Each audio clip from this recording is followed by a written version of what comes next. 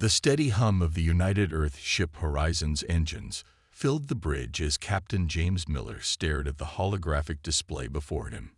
His weathered face reflected the soft blue glow of the emergency transmission that had just arrived.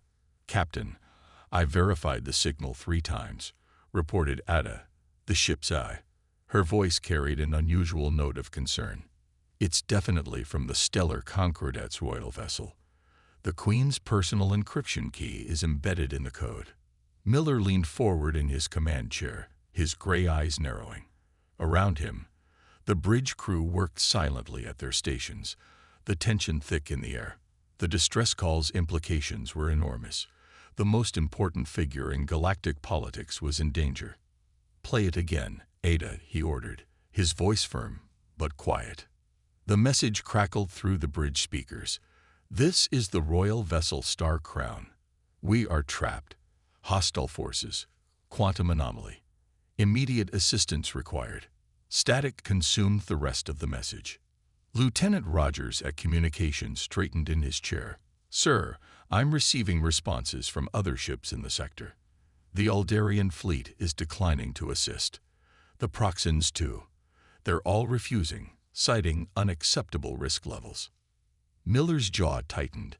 The Aldarians and Proxans were supposed to be the Queen's strongest allies. Their refusal to help spoke volumes about the danger involved. "Ada, what's your tactical analysis?" Miller asked, already knowing he wouldn't like the answer. The AI's response was immediate. "The distress signal originates from the Crimson Brotherhood's territory. Given their known fleet positions and our current capabilities, I calculate a 12% chance of survival if we attempt a rescue. All other major species have made the logical choice to avoid engagement."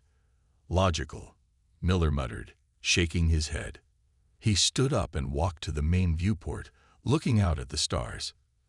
"Tell me, Ada, in your study of human history, what have you learned about our approach to logical choices?" There was a pause before Ada responded. "Humans often defy probability when moral imperatives are involved. However, Captain, I must point out that this behavior is considered foolish by most advanced species." Miller smiled.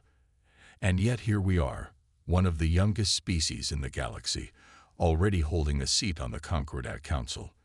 Maybe being foolish isn't so bad." He turned to face his crew. "The Queen's ship is trapped out there. Yes, it's probably a trap. Yes, the Brotherhood is waiting. And yes, every logical species has decided to stay away." He paused, looking each crew member in the eye. "But we're human. We don't abandon people in need, no matter who they are or how dangerous the rescue might be." The bridge crew sat straighter in their chairs. They knew what was coming. "Ada, plot a course to those coordinates. Rogers, inform Earth Command of our decision. Reed, I want your science team working on ways to deal with that quantum anomaly. All hands to battle stations." The bridge erupted into activity. Warning lights pulsed as the ship's alert status changed. Through the ship's internal communications, Miller could hear the organized chaos of hundreds of crew members preparing for what might be their last mission. "Captain," Ada interjected, "the Aldarian ambassador is hailing us.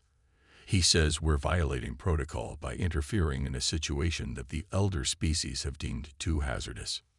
Miller sat back in his command chair, a determined glint in his eyes.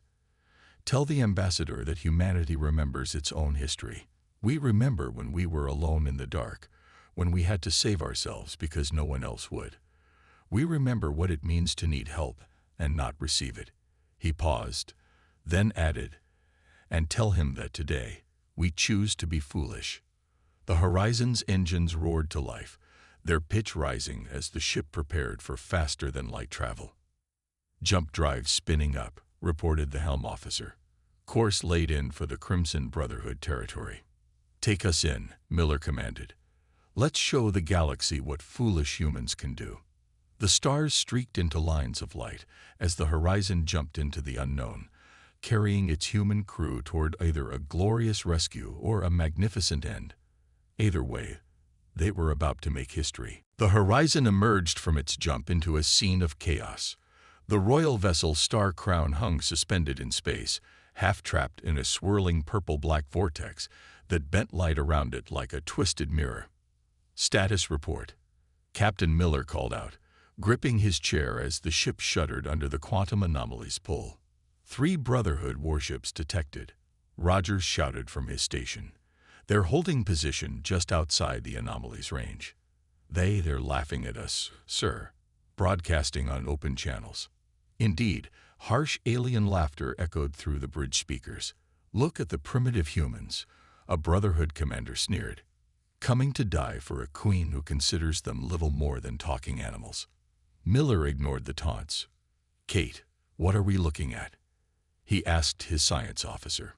Kate Reed pushed her glasses up her nose, studying the readings on her screen. "It's a quantum singularity trap, sir. The Brotherhood modified an old mining device to create a localized space-time distortion. The Star Crown is caught between normal space and somewhere else." She looked up, her eyes bright with an idea. "But that's where we might have an advantage." "Explain," Miller said, even as the ship's warning systems blared about increasing gravitational stress. "The Brotherhood is using stolen proxen technology they barely understand. But humans," Kate's fingers flew across her console, "we dealt with gravity wells and spatial distortions back when we were mining our own asteroid belt. We're probably the only species here who knows how this trap works at its most basic level." Ada's holographic form flickered to life. Science Officer Reed's analysis is correct. Humans were forced to develop creative solutions to gravitational problems centuries before encountering advanced alien technology. Miller nodded. "What do you need?" "Permission to try something incredibly dangerous and probably stupid," Kate replied with a grim smile. "Granted." Miller turned to his crew. "Battle stations. Engineering, prepare for emergency maneuvers. Security teams to your posts. If we get the Queen's ship free, the Brotherhood won't let us leave without a fight." The horizon moved closer to the singularity, its hull groaning under the strain. On the main screen, they could now see figures moving inside the Star Crown's windows, the Queen's guards watching their approach with visible skepticism. Kate's plan swung into action. The horizon fired specially modified mining tethers, technology that hadn't been used in space for over a century. The Brotherhood ships didn't even try to intercept them, obviously believing the primitive equipment was no threat. "They're hailing us again," Rogers reported. "The Brotherhood commander says," and I quote, "using mining tools. Have the humans lost their minds?" "Send no response," Miller ordered. "Kate, how long?" "Tethers have locked on," she reported. "Now comes the tricky part. These tethers were designed to pull asteroids. We're going to use them to pull against a quantum singularity." The Horizon's engines roared to maximum power. Warning lights flashed across every console as the ship strained against the anomaly's pull. "Hull stress at 89% and climbing," engineering reported. "We can't take much more of this." Miller watched as hairline cracks appeared in the bridge's reinforced windows. "Kate." "Almost there," she muttered, making constant adjustments. "The quantum field is weakening where it intersects with our tether points. Just like breaking up an asteroid. Find the stress points." And a massive shockwave rocked the ship. For a moment, everything went dark.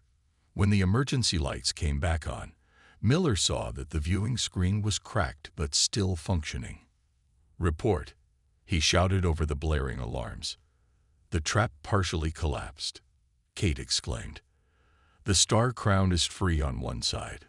But," she paused, her expression falling, "our primary systems are fried. Engines, weapons, shields, everything's running on backups."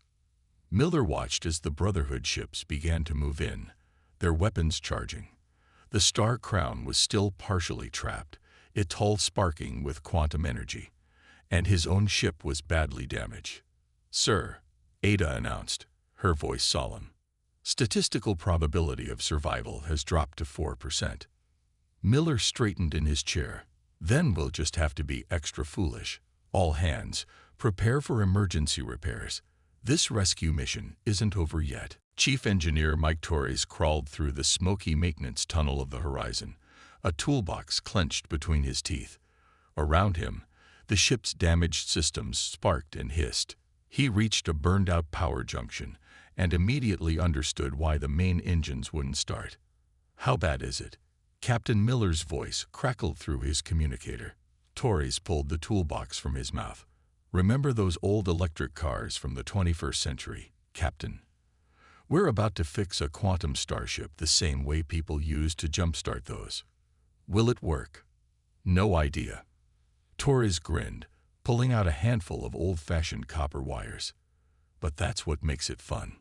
Above them, the Brotherhood ships were closing in. The Queen's vessel, Star Crown, remained partially trapped in the quantum field, its elegant hull still crackling with strange energy. On the bridge, Miller watched as a new message came through from the Star Crown. The face that appeared on the cracked screen belonged to the Queen's head guard, his silver-scaled features twisted in disgust. "Human vessel," the guard announced. "We appreciate your attempt at assistance. However, we cannot accept help from a species that repairs starships with primitive conducting metals. Please retreat before you embarrass yourselves further." Miller leaned forward. "With all due respect, we're the only ones who came to help. So either accept our primitive methods or wait for your advanced allies who seem to be taking their time arriving." The guard's face darkened, but before he could respond, the ship shuddered as the Brotherhood opened fire. "Incoming." Security Chief David Wells shouted from his station. 3 boarding shuttles, loaded with Brotherhood troops. Miller nodded grimly. "They're trying to capture the Queen while we're all disabled. Wells, get your security teams ready.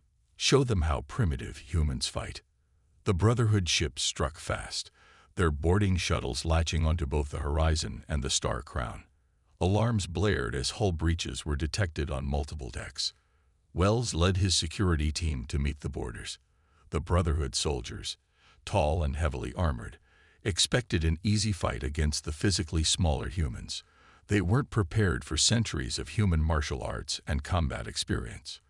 Wells ducked under a plasma blast and rolled forward, using a simple judo throw to send a Brotherhood warrior crashing into his companions. His team followed suit, combining basic hand-to-hand combat with modern weapons in ways the aliens had never seen. "How are they doing this?" one Brotherhood soldier shouted. "Their bodies are so weak." "We're not weak," Wells grunted, disarming another attacker. "We're efficient." Meanwhile, in engineering, Torres had finished his improvised repairs.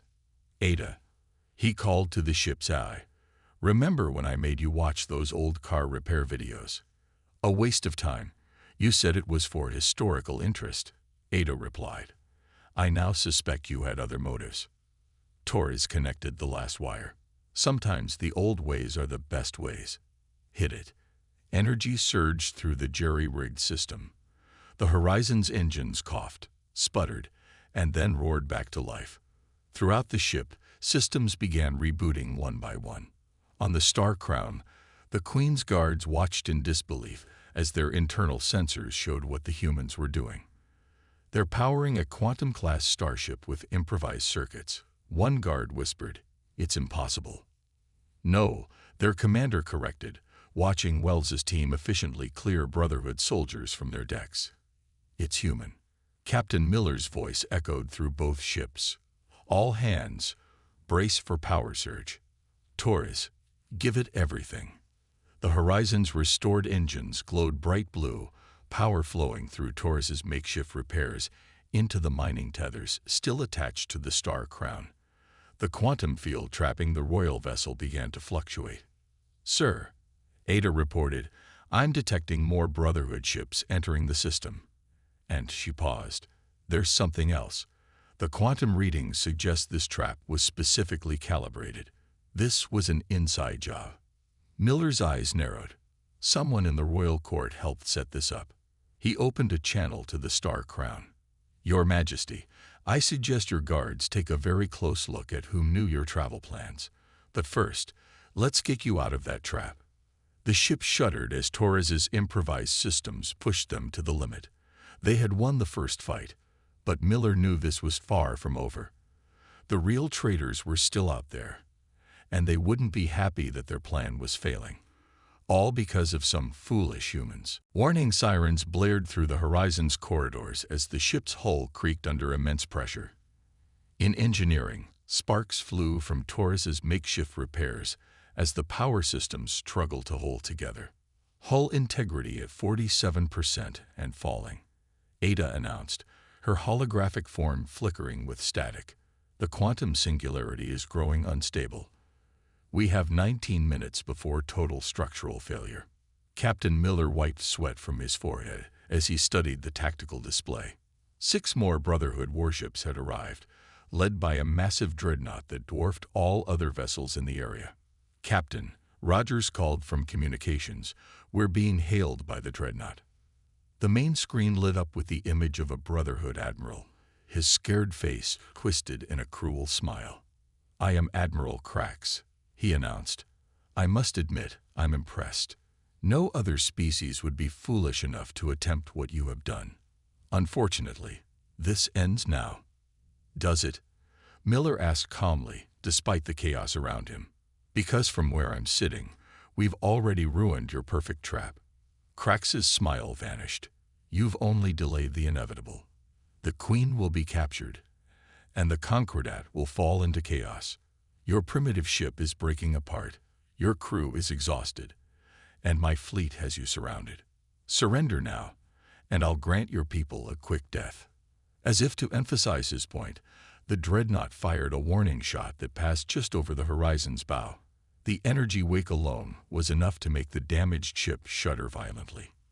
In the medical bay, doctors and nurses worked frantically to treat injured crew members. The latest batch of casualties from Wells's security team arrived, bearing plasma burns and broken bones from their fights with Brotherhood boarders. "Captain," Kate Reed's voice came over the comm, strained but determined. "The quantum field is becoming more erratic. If it collapses completely, it could take both ships with it." Through the viewport, Miller could see the Star Crown still trapped in the swirling quantum energies. The royal vessel's once pristine hull was now scared and burning in places where the Brotherhood's boarding attempts had been repelled. A new transmission came in from the Queen's ship. This time, it was the Queen herself who appeared on screen. Her crystalline features showed concern, not for herself, but for the human crew. "Captain Miller," she spoke softly, "your people have fought with remarkable courage, but I cannot allow more humans to die for me. Perhaps if we surrender—" "Not an option, Your Majesty," Miller interrupted, shocking several alien observers with his casual dismissal of royal protocol. "We didn't come all this way to give up." Another hit from the Brotherhood fleet rocked the ship. Primary life support failing. Someone shouted from the engineering station. "Switching to backups." "Sir," Ada reported, "I've lost contact with decks 5 through 8. Emergency bulkheads are engaged. We're losing the ship piece by piece." Miller watched as his crew continued working, even as panels exploded around them and smoke filled the bridge. None of them showed any sign of giving up. "Admiral Krax," Miller turned back to the screen, "you're right about one thing. We are foolish. Foolish enough to believe that doing the right thing matters more than survival. Foolish enough to fight when smarter species would surrender. And foolish enough to keep trying even when you tell us it's impossible." As if in response to his words, another system overloaded, plunging half the bridge into darkness.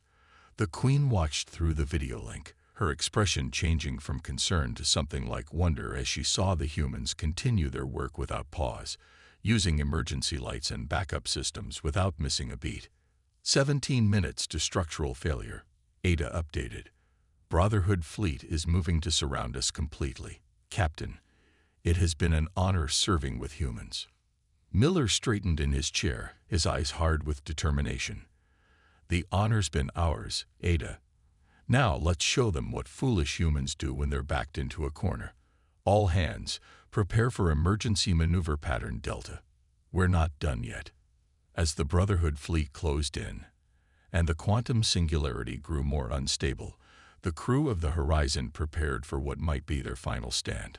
But on their faces was not fear or resignation, only the fierce determination that had brought humanity from their first steps on the moon to the stars themselves. Emergency Maneuver Pattern Delta. Torres called from engineering, his voice mixing with the sound of failing systems.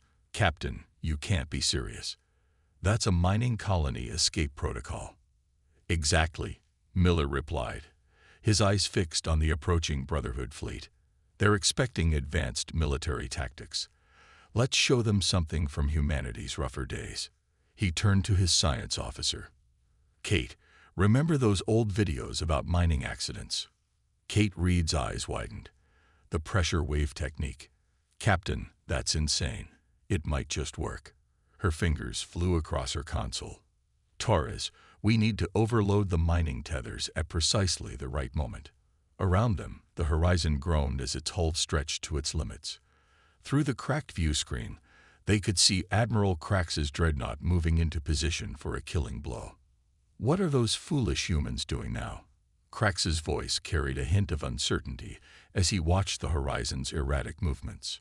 On the Star Crown, the Queen and her guards watched in fascination as the human ship began what looked like a chaotic dance through space. But Kate Reed saw the pattern in the chaos. Torres, route all remaining power to the tethers, she ordered. We need to create a resonance wave in the quantum field, just like miners used to do to break up unstable asteroids. That's not possible.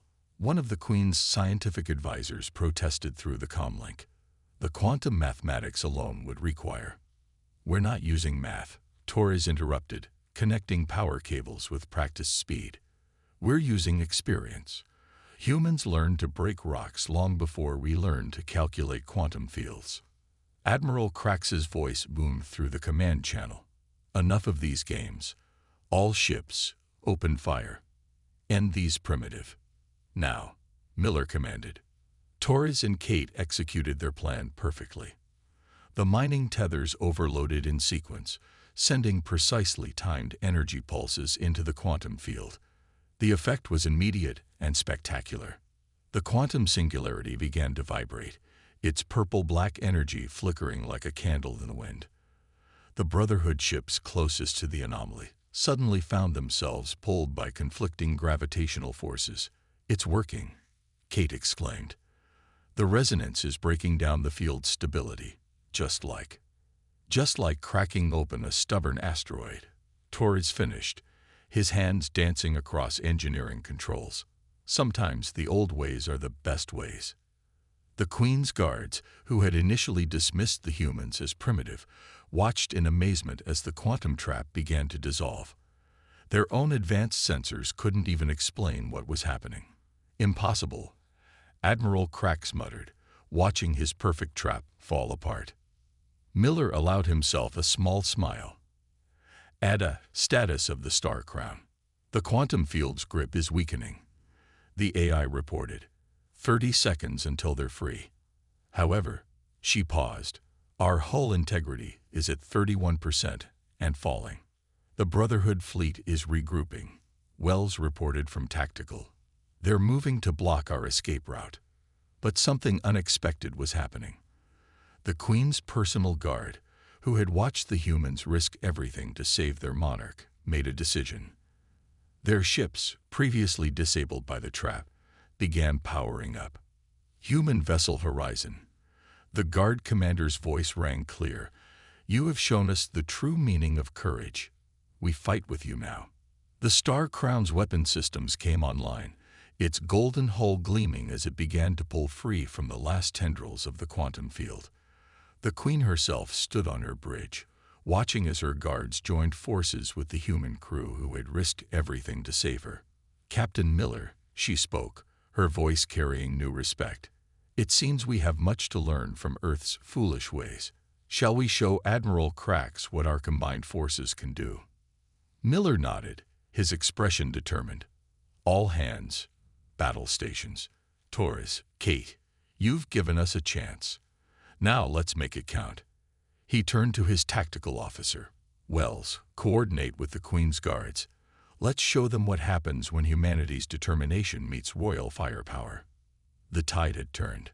What started as a desperate rescue attempt had become something more, a moment that would change how the galaxy viewed humanity forever. And Admiral Krax, watching his perfect plan crumble, was about to learn why underestimating foolish humans was the biggest mistake of all. The combined fleet of the Horizon and the Star Crown's guard ships formed a protective formation around the royal vessel. Admiral Krax's dreadnought loomed before them, its massive weapons charging for another volley. All Brotherhood ships opened fire. Krax's order echoed through space. Energy beams and plasma torpedoes streaked toward the human ship and its newfound allies. Evasive maneuvers, Miller commanded. The damaged Horizon moved with surprising grace, Torres's makeshift repairs holding the ship together through sheer human stubbornness. "Captain," Kate called out, "I'm detecting power surges in the quantum field remnants. The collapse is creating pockets of unstable space." Miller's eyes lit up. "Ada, can we use that to our advantage?" The AI processed the data quickly. The unstable pockets could act as natural deflector shields. "If we time our movements perfectly." "Send the calculations to Helm," Miller ordered. Then, opening a channel to the Star Crown, "Your Majesty, recommend you follow our exact course. We're about to do something very human." The Queen's response carried a hint of amusement. "More mining techniques, Captain." "Better. We're going to dance." What followed left even the Brotherhood gunners stunned. The Horizon began moving in what looked like a chaotic pattern, but each movement placed it precisely where a quantum pocket would appear to absorb enemy fire.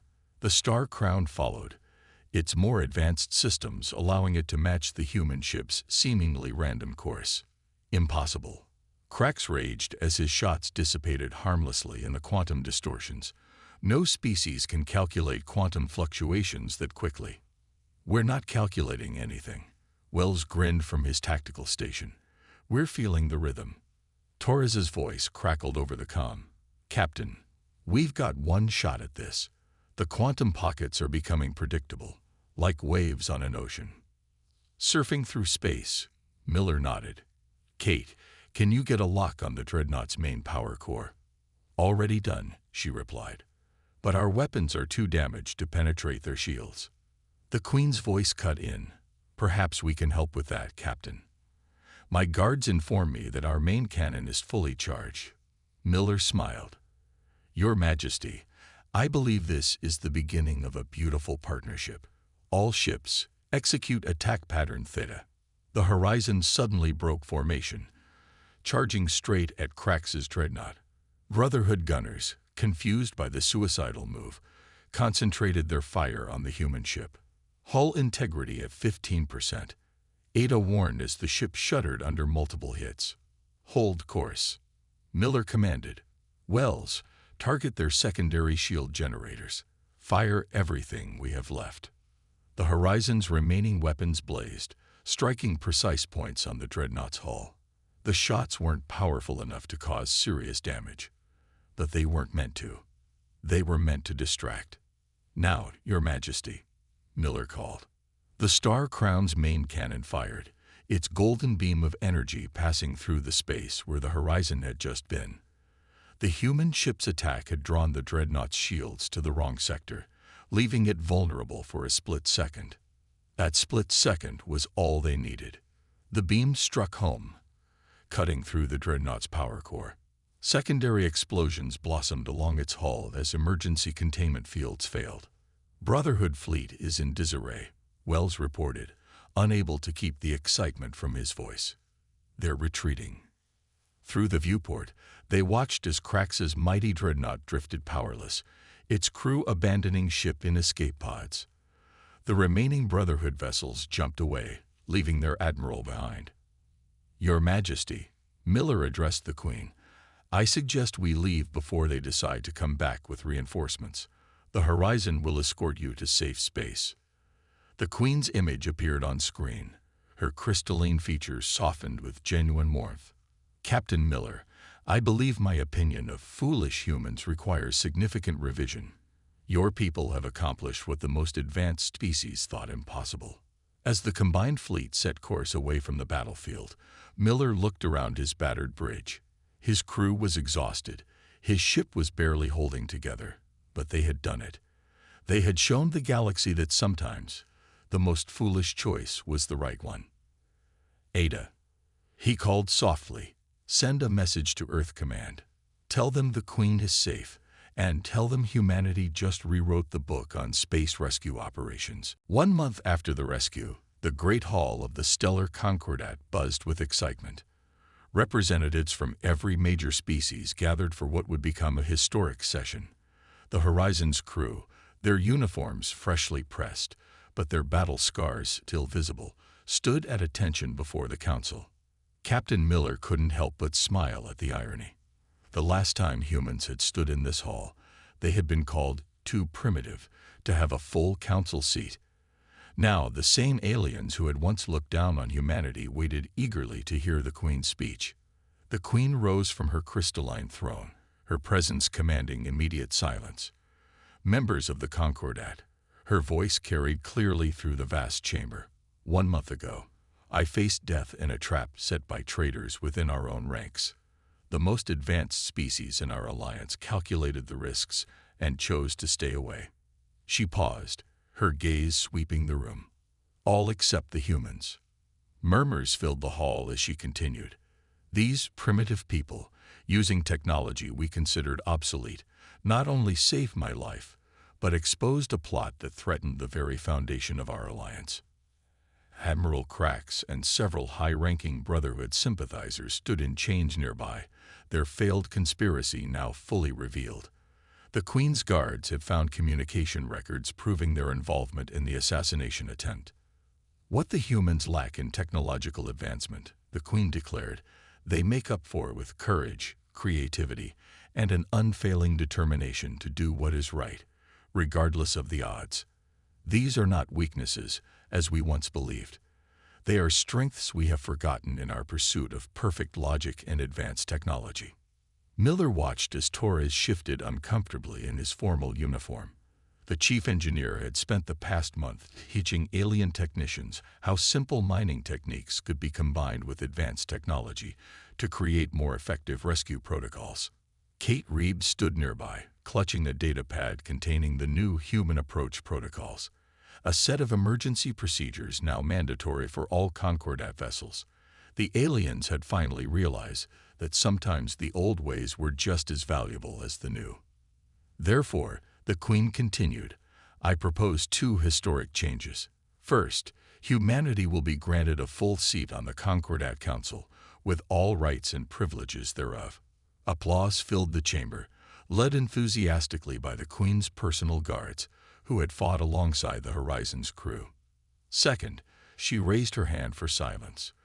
The term foolish humans shall be officially recognized not as an insult, but as a mark of respect.